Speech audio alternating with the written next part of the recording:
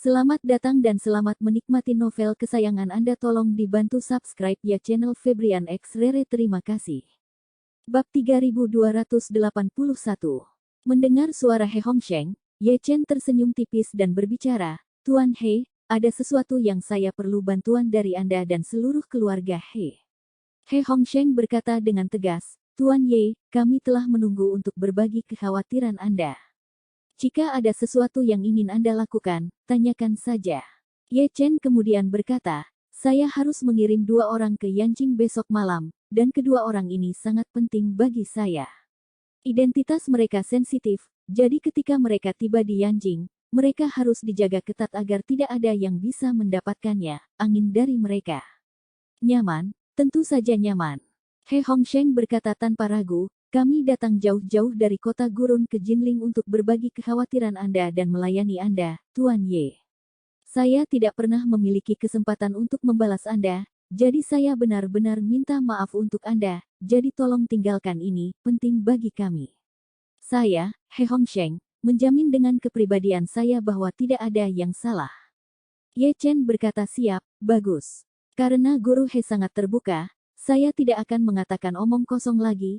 Tolong persiapkan diri Anda dan seluruh keluarga He, seseorang akan menjemput Anda besok malam dan membawa Anda ke bandara." He Hongsheng sibuk berkata, "Tidak masalah Tuan Ye. Saya akan menelepon Yingxiu sekarang dan memintanya untuk bersiap juga."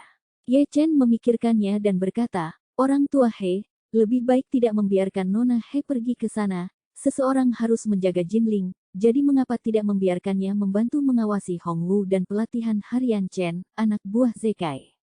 Ye Chen tidak ingin membiarkan He Yingxiu pergi, terutama karena dia juga takut bahwa setelah dia melihat Su Soudao, emosinya akan berfluktuasi sampai batas tertentu. Lagi pula, He Hongsheng masih tidak tahu bahwa salah satu dari 2 orang itu telah memintanya untuk membantu mengawal untuk mengawasi adalah Su Soudao. Ketika He Hongsheng mendengar ini, dia tidak terlalu memikirkannya dan segera berkata, "Baik Tuan Ye. Lalu aku akan menjelaskannya kepada Yingxiu." Setelah He Hongsheng mengakhiri panggilannya dengan Ye Chen, dia memanggil putrinya, He Yingxiu, secara langsung. He Yingxiu baru-baru ini menghabiskan sebagian besar waktunya di Istana Buckingham bersama putrinya Su Ruoli, dan ibu dan putrinya tidak dapat bertemu untuk waktu yang lama sejak Su Ruoli dikirim ke keluarga Su pada usia 18 tahun. Periode baru-baru ini telah menebus kurangnya persahabatan antara ibu dan anak perempuan. Ketika dia menerima panggilan telepon dari He Hongsheng dan mendengar bahwa Ye Chen membutuhkan bantuan keluarga di Yanjing, dia tidak bisa menahan diri untuk bertanya, "Ayah, tidakkah Anda membutuhkan bantuan saya dengan Tuan Ye?" He Hongsheng berkata, "Itulah tujuan saya memanggil Anda. Tuan Ye ingin Anda tinggal di Jinling dan mengambil alih pekerjaan pelatihan dari Hong Wu dan Chen Zekai untuk saat ini. Jadi Anda tidak perlu ikut dengan kami untuk Yanjing." Melihat Ye Chen sudah membuat pengaturan, He Yingxiu berbicara, "Oke, kalau begitu kamu bisa pergi ke Yanjing besok tanpa khawatir. Aku akan mengurus semuanya di sini." "Bagus." He Hongsheng menginstruksikan, "Datanglah ke villa besok pagi dan berlabuh dengan saudaramu Yingdong tentang spesifik pelatihan, kami akan berangkat malam hari." "Oke." He Yingxiu setuju. Ketika dia menutup telepon, Su Ruoli buru-buru bertanya, "Bu, apa yang kakek katakan di telepon? Mengapa saya mendengar Anda mengatakan bahwa sepertinya Tuan Ye memiliki sesuatu untuk membantu?" "Benar." He Yingxiu berbicara, "Grandmaster Ye meminta kakekmu dan saudara iparmu untuk membawa yang lain ke Yanjing besok, seolah-olah dia mengatakan ada 2 orang yang agak penting yang harus mereka kawal." Su Ruoli mengangguk dengan lembut. Dia tidak bisa menahan diri untuk tidak bergumam, "Bu, apakah menurutmu Tuan Ye tidak akan mengalami masalah? Dia sudah lama tidak mendekati kakek dan yang lainnya, dan kali ini ke Yanjing, selalu terasa seperti masalah yang sangat sensitif." Bab 3282. He Yingxiu menggelengkan kepalanya dan berkata, "Saya tidak bisa mengatakan ini. Tuan Ye juga tidak meminta saya untuk pergi ke sana." Su Ruoli sibuk berkata, "Bu, aku akan pergi dan menelepon Tuan Ye jika dia perlu. Aku ingin ikut dengannya." He Yingxiu berkata dengan susah payah, "Ruoli, kamu telah melupakan instruksi Tuan Ye. Bagaimanapun, identitasmu sangat sensitif dan dia bahkan tidak ingin kakek dan iparmu tahu bahwa kamu masih hidup. Petik 2. Su Ruoli berkata dengan tegas, kalau begitu aku akan bertanya padanya juga, jika tidak, aku bisa menyamar dan mengikutinya sebagai pelayan, atau jika tidak, seorang pria berpakaian wanita sebagai asisten. He Yingxiu berkata tanpa daya, kalau begitu sebaiknya Anda bertanya pada Tuan Ye sendiri, tetapi Anda juga harus memahami proporsi yang tepat. Jika Anda tidak diizinkan untuk pergi, Anda tidak boleh terlalu memaksakan diri melakukan. Oke Ibu. Su Ruoli menjawab, buru-buru mengeluarkan ponselnya, berjalan masuk ke kamar tidur dan memanggil Ye Chen. Ye Chen sedang dalam perjalanan kembali ke kota dengan mobil saat ini. Menerima panggilan Su Ruoli membuatnya merasa terkejut dan seolah-olah itu masuk akal.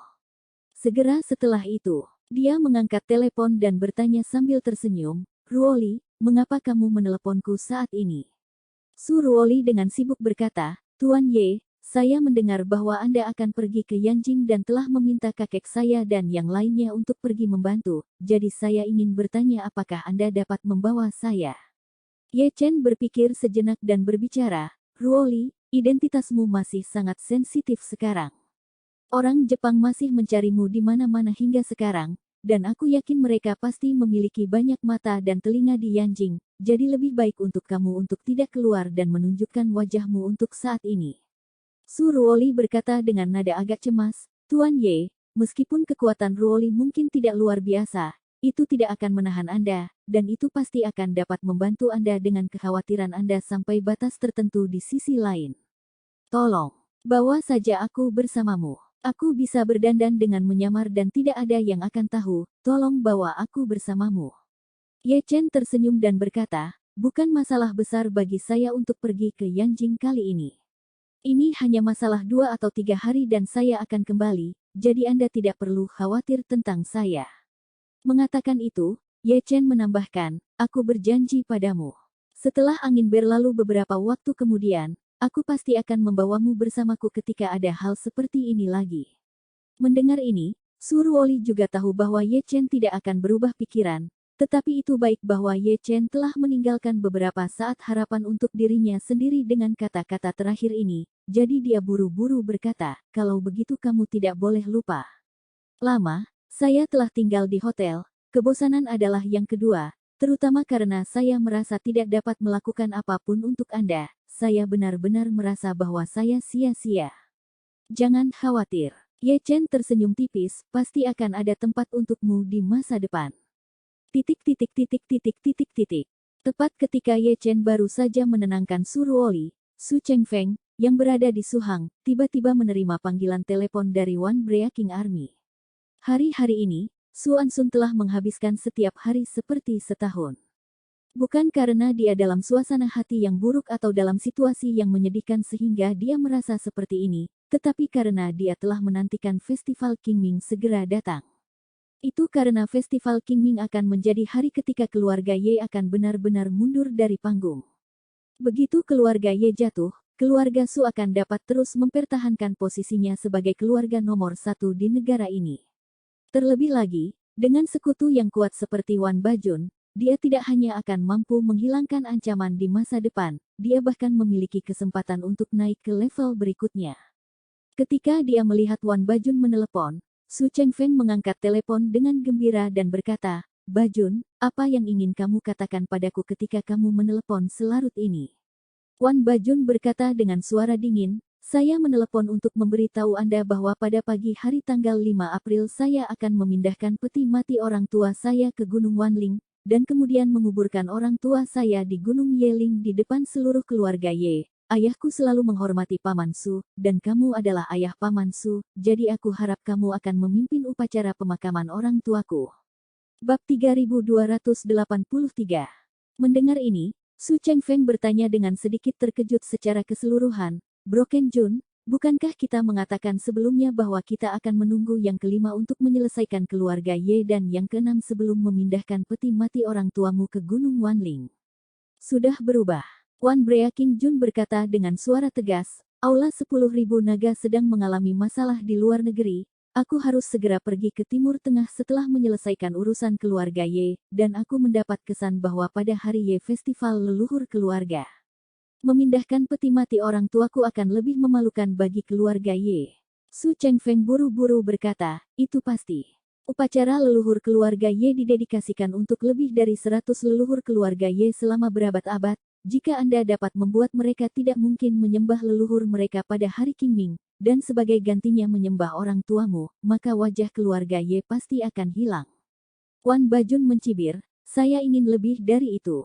Saya ingin peti mati semua leluhur keluarga Ye dilucuti dan mayat mereka dikubur di pegunungan untuk memberi ruang bagi orang tua saya. Selain itu, saya ingin mengeluarkan Ye Changying dan kubur dia ke tanah. Kamu akan menyaksikan semua ini dengan mata kepala sendiri. Ya ampun, suatu kehormatan, suatu kehormatan. Su Chengfeng berkata berulang kali dalam kegembiraan, jangan khawatir, aku akan kembali ke Yanjing besok. Hal pertama di pagi hari pada tanggal 5 April. Bahkan jika pisau jatuh dari langit, aku akan tetap berada di sana tepat waktu. Petik 2. Bagus. Wan Bajun berkata datar, kalau begitu sampai jumpa tanggal 5 April. Su Chengfeng masih ingin mengatakan sesuatu yang lain, tetapi Wan Bajun sudah menutup telepon lebih awal. Saat ini, Su Chengfeng tidak bisa menyembunyikan kegembiraannya dan berkata kepada kepala pelayannya Su Ansun di sisinya, Ansun, kemasi barang-barangmu dan siapkan pesawat, kita akan kembali ke Yanjing. Su Ansun juga sangat senang mendengar ini. Keluarga Su awalnya lahir dan dibesarkan di Yanjing, dan Yanjing adalah panggung terbesar bagi mereka. Jika bukan karena banyak perubahan yang menimpanya beberapa waktu lalu, bagaimana dia bisa mengikuti Tuan Tua Su dan bersembunyi sampai ke selatan? Mendengar bahwa lelaki tua itu akhirnya akan kembali, Su Ansun secara alami bersemangat dan buru-buru berkata, ya, Tuan. Kemudian saya akan mengatur bawahan saya untuk mengemasi barang bawaan dan kemudian memberitahu kru untuk bersiap-siap lepas landas, kami akan berangkat besok pagi. Mustahil. Su Chengfeng buru-buru melambaikan tangannya dan berkata, kita tidak bisa pergi di pagi hari, beritahu kru untuk pergi besok malam. Di malam hari, Su Ansun buru-buru berkata, Tuan, akan sangat terlambat ketika Anda kembali ke rumah setelah perjalanan panjang di malam hari, dan itu akan menunda istirahat Anda. Tidak apa-apa. Su Chengfeng berkata tanpa ragu-ragu, kita harus pergi di malam hari. Aku tidak bisa membiarkan siapapun tahu tentang kepulanganku ke Yanjing untuk saat ini. Itu pasti akan menyebabkan masalah yang tidak perlu. Mari kita bunuh kembali dengan tenang terlebih dahulu, dan tunggu sampai hari kiamat. Festival Qingming, lalu kita akan mengikuti Wan Breaking Army. Pergi ke Gunung Yeling dan saksikan pertunjukan indah yang jarang terlihat dalam 100 tahun. Su Ansun mengangguk, mengingat sesuatu, dan mau tidak mau berkata, benar, Guru. Baru-baru ini, media asing telah melaporkan bahwa kuil Wanlong telah menderita kekalahan besar di Suriah dan telah terluka parah. Dan seandainya dia meninggalkan China saat itu, apakah keluarga Ye akan kembali? Aku bisa menahannya, aku pasti bisa menahannya. Su Chengfeng berkata dengan wajah tegas, Wan Bajun dan anak buahnya semuanya sangat kuat.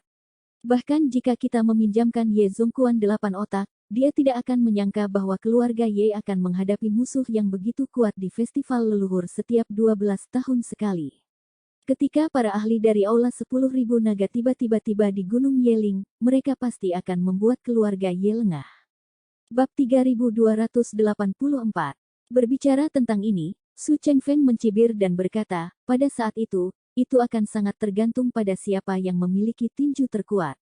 Selama Wan Bajun dapat mengalahkan keluarga Ye untuk tunduk, menelanjangi peti mati Ye Changying, mengangkat abu Ye Changying, dan kemudian lepaskan peti mati semua leluhur keluarga Ye lainnya, buat semua keluarga Ye berlutut di tanah berkabung dan sambut peti mati orang tuanya ke Gunung Yeling, maka reputasi dan prestise keluarga Ye pasti akan hancur.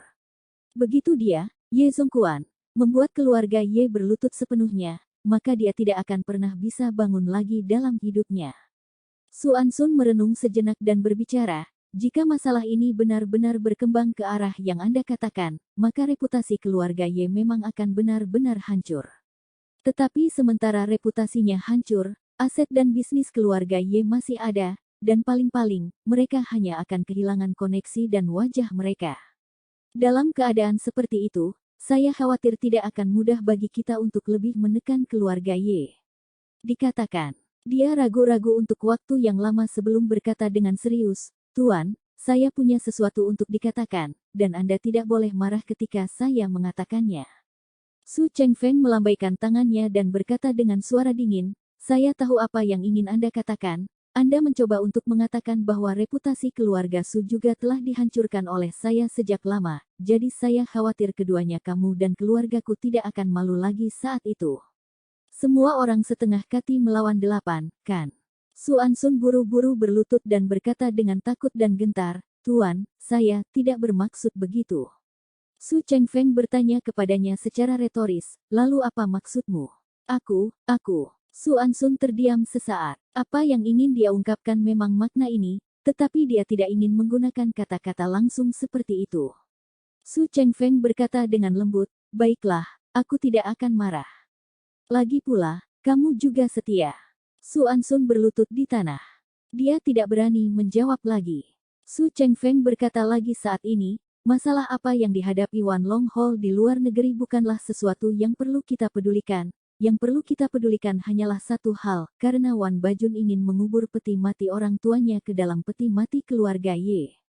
Makam leluhur, itu membuktikan bahwa dia harus memiliki kepastian yang cukup untuk memastikan bahwa keluarga Ye tidak akan atau tidak dapat membalas di masa depan. Jadi saya rasa dia pasti akan mengatur banyak orang di Yanjing di masa depan untuk memastikan bahwa peti mati orang tuanya tidak akan mati, pada gilirannya akan dilucuti oleh keluarga Ye lagi. Berbicara tentang ini, Su Chengfeng tersenyum tipis. Berdasarkan ini, saya dapat yakin bahwa untuk Wan Breaking Jun ini, membalas dendam pada keluarga Ye hanyalah salah satu dari banyak tujuannya. Jauh di lubuk hatinya, dia pasti benar-benar ingin kembali ke China untuk mengembangkan, bagaimanapun, miliknya, orang tua jatuh di negara saat itu. Dia pasti ingin keluarga Wan bangkit kembali di rumah, asalkan Wan Bajun fokus di rumah di masa depan.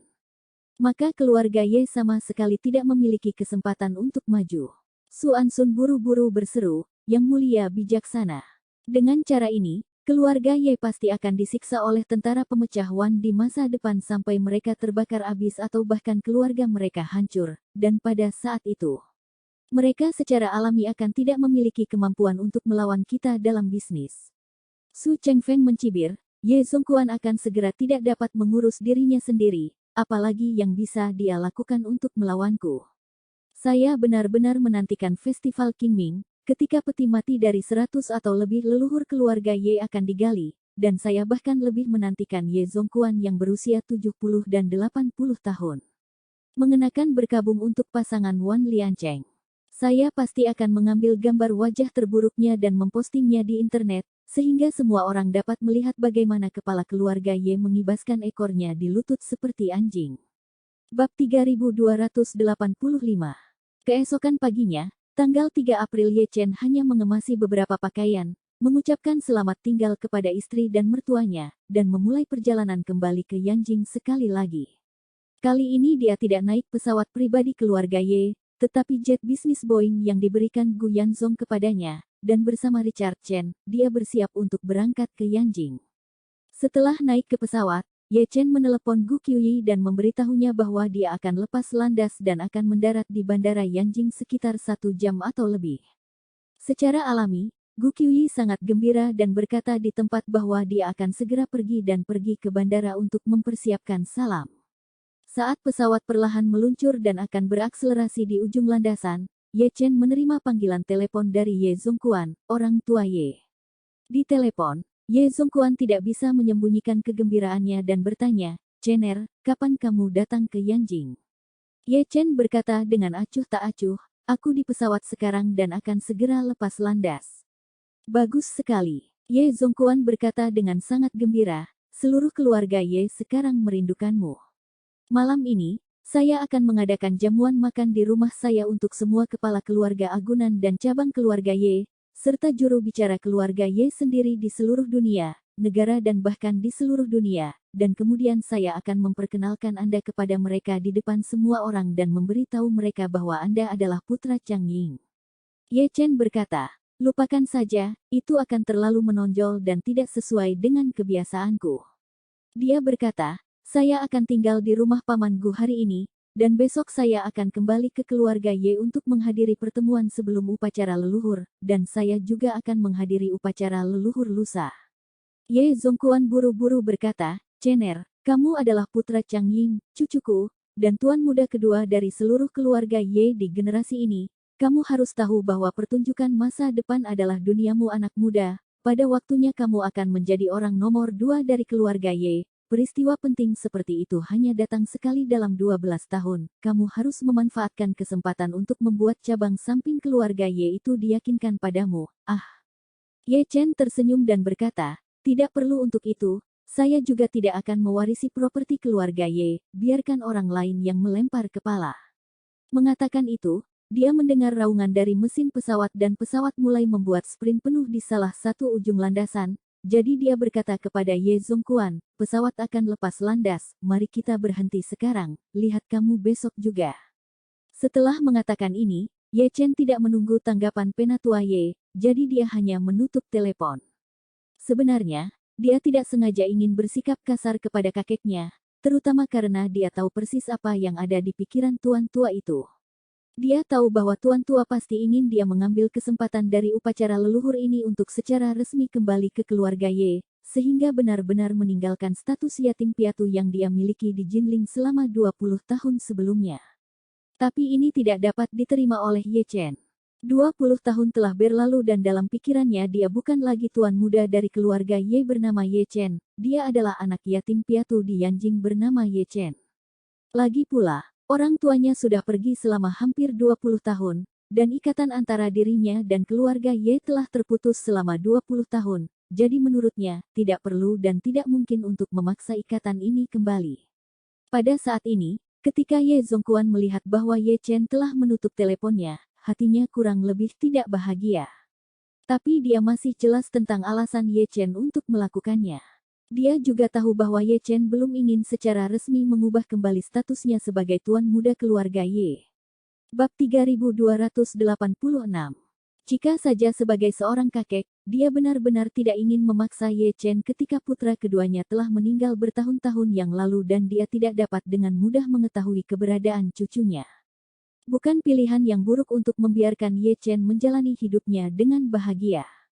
Itu akan menjadi hal yang baik tidak hanya untuk Ye Chen sendiri, tetapi juga untuk orang tuanya, yang akan sangat lega jika mereka tahu di surga. Namun, dia juga menyadari statusnya yang lain, dia bukan hanya kakek Ye Chen, tetapi juga kepala keluarga Ye. Karena dia adalah kepala keluarga Ye, dia harus mengutamakan kepentingan keluarga Ye. Sebagai keturunan langsung dari keluarga Ye, Ye Chen harus kembali ke keluarga Ye dan melayani kepentingan keluarga Ye. Terlebih lagi, Ye Chen adalah calon menantu keluarga Gu, dan dari sudut pandang ini saja, Ye Chen bahkan lebih penting bagi keluarga Ye.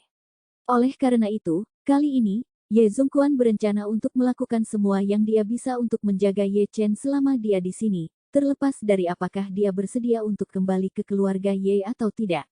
Dan kali ini, Ye Zongquan sudah membuat persiapan.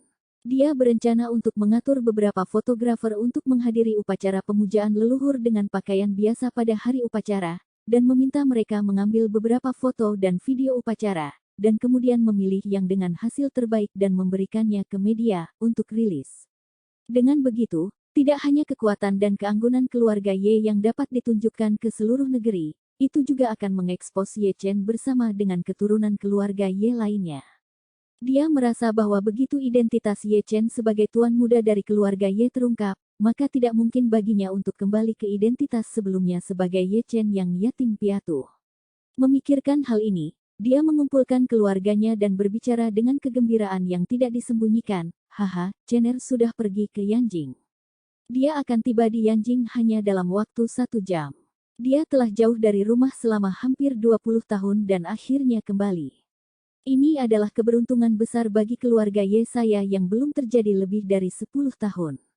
Ye Changmin, yang awalnya masih memiliki wajah yang menyenangkan, tidak bisa menahan diri untuk tidak menggigil ketika mendengar kata Cener. Paman tertua Ye Chen, Ye Changkong, angkat bicara saat ini. "Ayah, itu agak kasar, tentu saja baik Ye Chen kembali, tetapi itu bukan keberuntungan besar bagi keluarga Ye kami yang belum terjadi lebih dari 10 tahun. Ye Zongquan tertawa dan berkata dengan acuh tak acuh, "Kamu tidak memahami potensi dalam tubuh Chen." "Saya tidak mengerti." Ye Changkong berkata dengan sedikit jijik, pada akhirnya, bukankah Ye Chen hanya membuat nama kecil untuk dirinya sendiri di Jinling?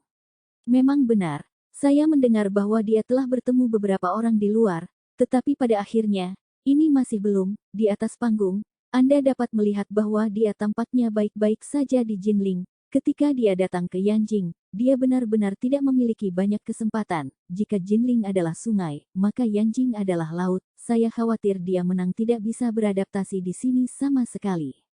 Ya kakek, putra Ye Changkong dan sepupu Ye Chen, Ye Feng, juga angkat bicara saat ini. Kakek, aku tahu bahwa kamu ingin Ye Chen kembali ke keluarga Ye dan juga memiliki harapan besar untuk Ye Chen. Tapi aku akan jujur, di lingkaran di Yanjing ini, sebenarnya tidak ada banyak ruang bagi Ye Chen untuk berkembang.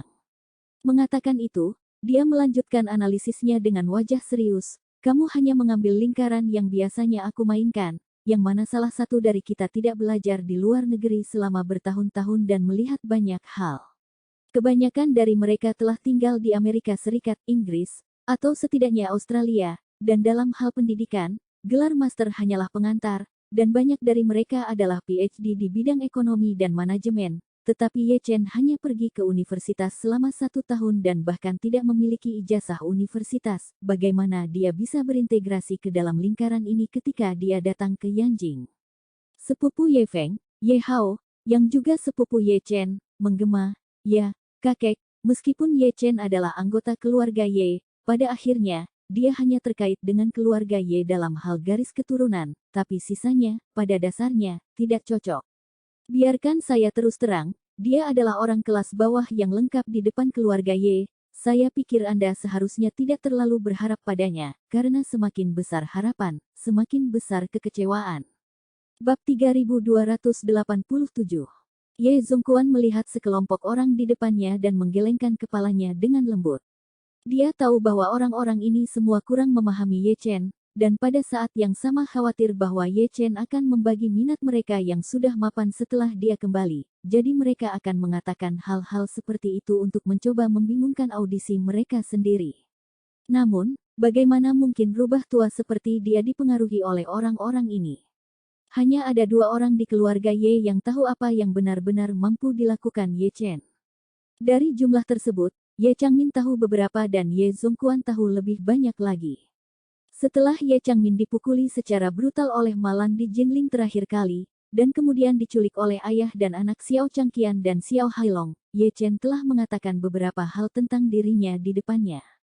Ini termasuk menyembuhkan Gu Yanzong yang sakit parah, membunuh 8 raja surgawi dari keluarga Wu, dan bahkan di Jepang, membantu keluarga Ito untuk tertawa terakhir di tengah kekacauan.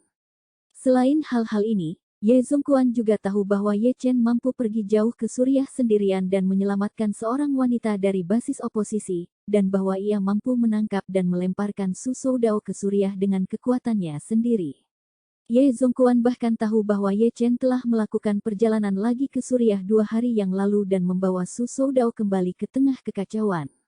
Selain itu, dilaporkan secara internasional dalam beberapa hari terakhir bahwa sebuah organisasi bernama Kuil 10.000 Naga telah mengalami kekalahan besar di Suriah, dan Ye Zongquan samar-samar merasa bahwa ini mungkin ada hubungannya dengan Ye Chen. Sejauh jenis keterampilan Ye Chen yang bersangkutan, itu sebanding dengan Zhao Yun yang telah maju 7 kali dan keluar dari Changban Po. Namun, dia tidak pernah memberitahu orang lain di keluarganya tentang masalah ini. Alasan untuk tidak membicarakannya adalah karena dia belum mengetahui preferensi Ye Chen. Jika Ye Chen sangat bahagia dan ingin menyelamatkan muka, maka dia akan memberitahu keluarganya tentang perbuatannya sebelumnya, dan mereka akan kagum padanya dan akan mencium pantatnya, yang akan membuat semua orang bahagia. Tapi Ye Chen adalah satu-satunya yang bertindak dengan cara yang sangat rendah. Jika cerita Ye Chen diketahui semua orang di keluarga Ye, itu akan menyebabkan dia menolak keluarga Ye jika dia ragu tentang hal itu. Adapun Ye Changmin, meskipun dia jelas tahu banyak tentang itu, alasan dia tidak membicarakannya dengan saudara-saudaranya yang lain adalah karena jauh di lubuk hatinya dia dengan sengaja ingin seluruh keluarga Ye membenci Ye Chen. Karena Ye Changmin belum menceraikan suaminya, yang keluarganya juga mengalami masa-masa sulit, yang paling dia inginkan sekarang adalah mendapatkan bagian dari aset keluarga Ye. Semakin banyak ini terjadi, Semakin dia tidak sabar untuk melihat beberapa saudara lelaki dalam keluarga, dan anak-anak mereka, berkelahi satu sama lain. Jika semua orang ini tahu apa yang Ye Chen mampu dan takuti sejak dini, bagaimana mereka masih bisa bertarung dengannya? Jika mereka tidak berkelahi, bagaimana mungkin dia, seorang putri yang sudah lama menikah, memiliki bagian dalam keluarga Ye? Saat itu, Ye Zongquan sudah muak dengan kata-kata fitnah geng dan berkata dengan sikap dingin, "Baiklah, aku akan berpura-pura tidak mendengar apa yang baru saja kamu katakan. Mulai sekarang, siapapun yang mengatakan omong kosong seperti itu di depanku, atau di depan Cener, jangan salahkan aku karena tidak baik padanya." Melihat lelaki tua itu tetap tidak tergerak, Ye Feng tidak bisa menahan diri untuk berbicara, "Kakek, aku tahu berapa banyak kamu berutang pada Ye Chen di hatimu. Tapi izinkan aku mengatakan sesuatu dari lubuk hatiku, kamu tidak bisa terlalu dimanjakan dengan Ye Chen. Dia telah jauh dari keluarga Ye selama bertahun-tahun, tidak hanya dia tidak bersekolah, tetapi dia juga tidak memiliki aturan dasar dan pendidikan.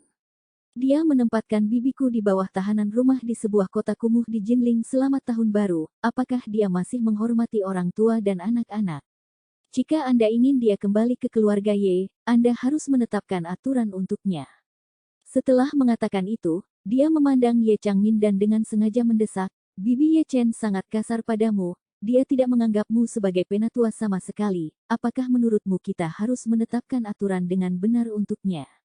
Ketika Ye Changmin mendengar ini, dia buru-buru melambaikan tangannya dan berkata, "Feng kecil, jangan katakan itu, terakhir kali aku pergi ke Jinling, itu salahku sejak awal. Aku tidak bisa menyalahkan Cener untuk itu. Masalah, jika saya ingin menyalahkan diri sendiri, saya harus menyalahkan diri sendiri karena tidak memikirkannya." Mata Ye Feng hampir jatuh ke tanah. Bab 3288. Dia menatap Ye Changmin yang ketakutan dan menghela nafas dalam hatinya. Apakah ini masih bibiku yang begitu sombong dan mendominasi sehingga tidak ada seorang pun di Yanjing yang tahu tentang dia?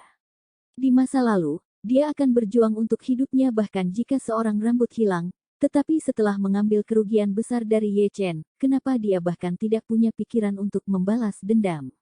Memikirkan hal ini, dia bertanya dengan enggan, "Bibi, tidakkah menurutmu terlalu berlebihan bagi Ye Chen untuk memperlakukanmu seperti itu pada awalnya? Apakah kamu tidak marah dengan Ye Chen di hatimu?" Ye Changmin mundur selangkah dan berkata dengan wajah serius, Aku tidak, jangan bicara omong kosong." Rahang Ye Feng jatuh dan dia menatap Ye Changmin dengan tercengang, tidak pernah bermimpi bahwa dia akan mencoba menjebaknya dan menyalakan kembali amarahnya terhadap Ye Chen dengan metode provokatif, tetapi siapa yang mengira bahwa dia akan langsung memberi dirinya 3 kali penolakan. Secara alami, Ye Feng cukup tertekan pada saat ini dan buru-buru menatap ayahnya, Ye Changkong, berharap Ye Changkong akan melangkah maju dan melakukan upaya lain. Namun, Ye Zongquan tidak memberinya kesempatan. Pada saat ini, ekspresi Ye Zongquan sudah memiliki ketidaksenangan yang jelas dan dia berkata dengan suara dingin, "Feng kecil, Ye Chen adalah adikmu. Aku tidak peduli apa yang kamu pikirkan tentang dia di hatimu. Kamu harus menunjukkan dirimu sebagai saudara laki-laki dan perlakukan dia dengan baik dan rukun." Setelah mengatakan itu, dia melihat yang lain dan berkata dengan suara tegas, "Hal yang sama berlaku untuk kalian semua." Ye Feng tidak berani mengatakan apa-apa lagi dan hanya bisa mengangguk kesal, "Kakek, aku mengerti."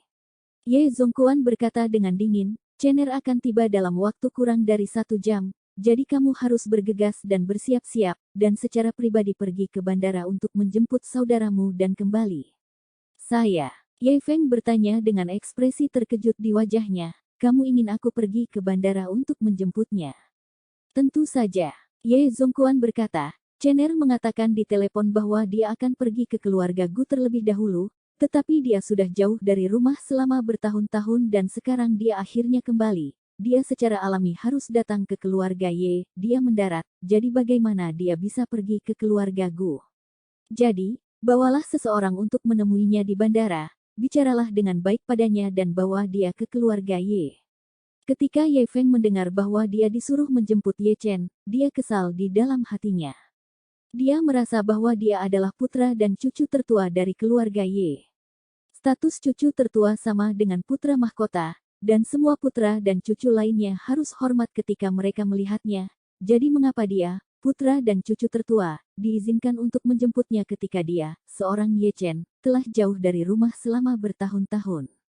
Memikirkan hal ini, Ye Feng berkata dengan agak enggan, "Kakek, Ye Chen akan kembali segera setelah dia kembali. Aku akan mengatur iring-iringan mobil nanti dan meminta butler Tang mengambil iring-iringan mobil untuk menyambutnya. Bukankah itu cukup besar?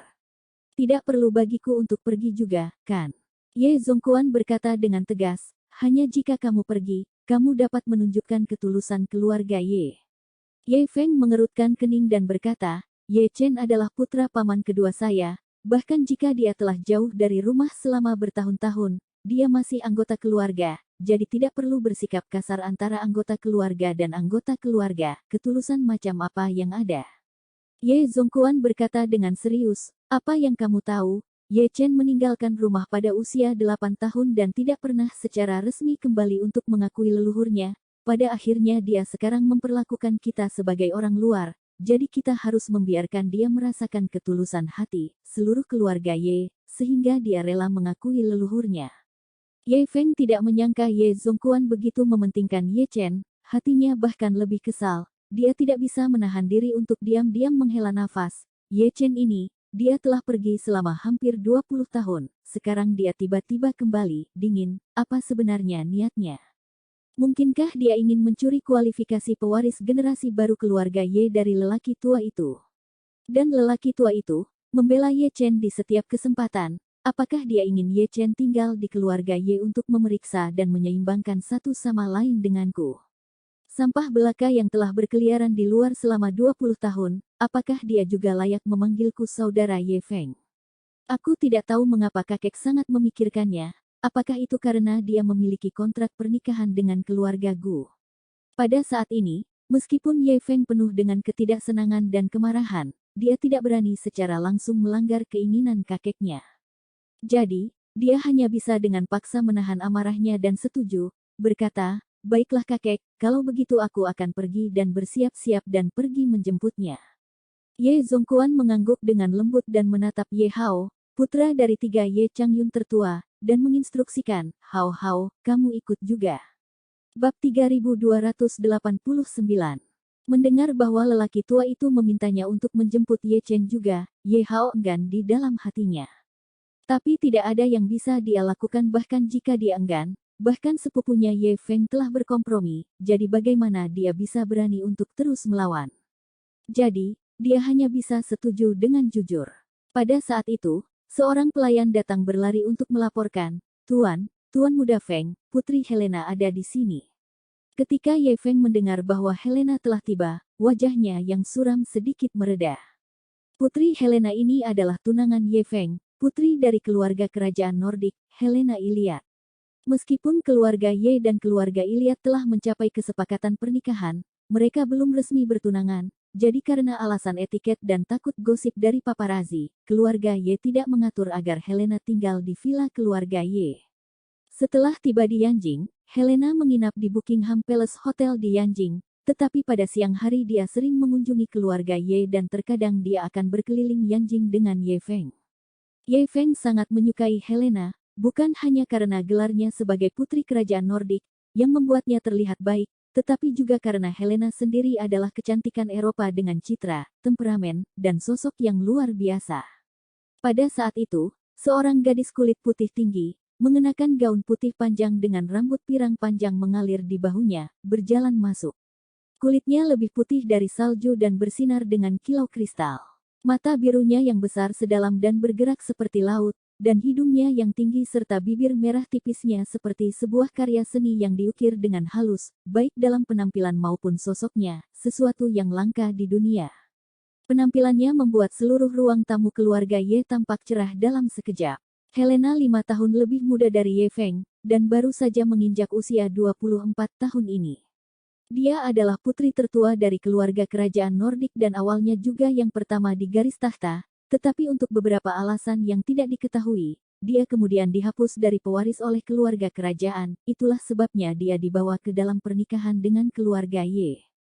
Jika dia masih pewaris tahta, tidak mungkin keluarga kerajaan Nordik akan mengizinkannya datang ke Asia untuk menikah, dan pasti akan memilih seorang pangeran di antara keluarga kerajaan negara-negara Eropa lainnya yang tidak memiliki harapan berhasil naik tahta untuk menikah.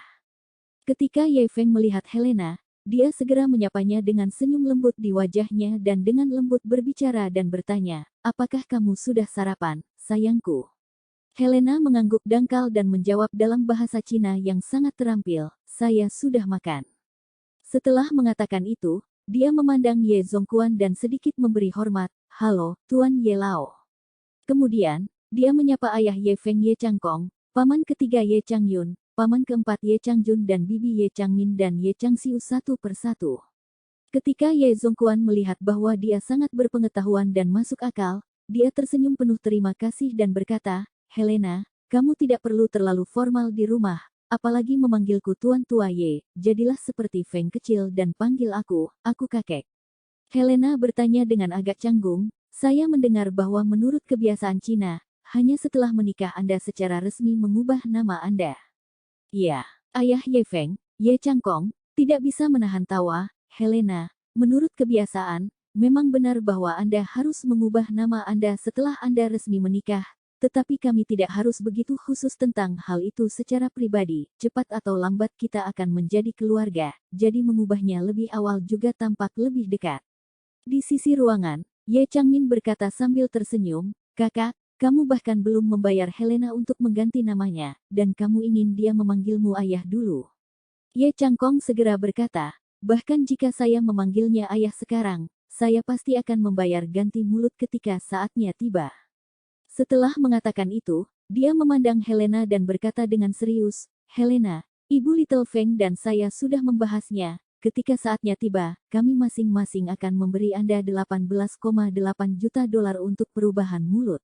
Dolar AS. Bab 3290. Helena sedikit terkejut dan berkata dengan tergesa-gesa, "Ini juga terlalu berlebihan. Orang-orang China mengatakan bahwa tidak ada pahala yang diberikan. Saya. Ye Zongquan tertawa, "Bagaimana Anda masih bisa mendapatkan apa-apa? Dalam tradisi Tiongkok kami, pergantian mulut pada hari pernikahan adalah untuk membayar pergantian mulut. Tidak hanya mertua masa depan Anda yang akan memberi Anda, tetapi juga saya sebagai kakek, serta paman dan bibi lainnya, akan memberi Anda." Helena sedikit terkejut dan berkata dengan serius, "Meskipun saya tidak bermaksud menyinggung, saya rasa kebiasaan ini sepertinya tidak cocok untuk saya."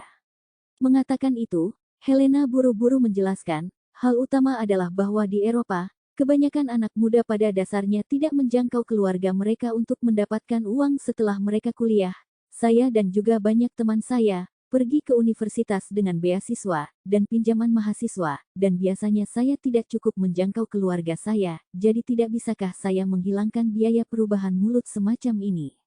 Di samping, Ye Feng tercengang dan buru-buru melangkah maju, dengan lembut meraih tangan Helena dan berbicara, "Sayang, bagaimana kamu bisa menghilangkan hal seperti itu?" Alis Helena yang tampan tanpa sadar sedikit berkerut saat Ye Feng menyentuh dirinya sendiri, dan segera setelah itu, dia segera menarik tangannya kembali. Dia tidak memiliki perasaan apapun untuk Ye Feng, dia hanya tidak bisa melawan pengaturan keluarga dan itulah mengapa dia harus menerima serikat pekerja. Dan dia memiliki perjuangan terakhirnya sendiri di dalam hatinya, dan perjuangan terakhir itu adalah bahwa dia pasti tidak akan memiliki kontak intim dengan Ye Feng selama dia belum secara resmi menyelesaikan pernikahannya dengannya. Selama hari-hari dia datang ke Yanjing, Ye Feng selalu ingin pergi lebih jauh dengannya, sengaja atau tidak sengaja, dan bahkan mengirimnya kembali ke hotel beberapa kali dan mencoba memasuki kamarnya, tetapi dia menolak dengan sopan. Meskipun Ye Feng cemas, dia tidak berani menekan terlalu keras. Jadi, dia hanya bisa berpura-pura menjadi pria terhormat dan lewat sambil tersenyum. Tapi nyatanya, jauh di lubuk hatinya, dia sudah memarahi Helena berkali-kali. Pada saat ini, melihat bahwa Helena bahkan tidak akan membiarkan dia berpegangan tangan dengannya, Ye Feng bahkan lebih marah di dalam hatinya.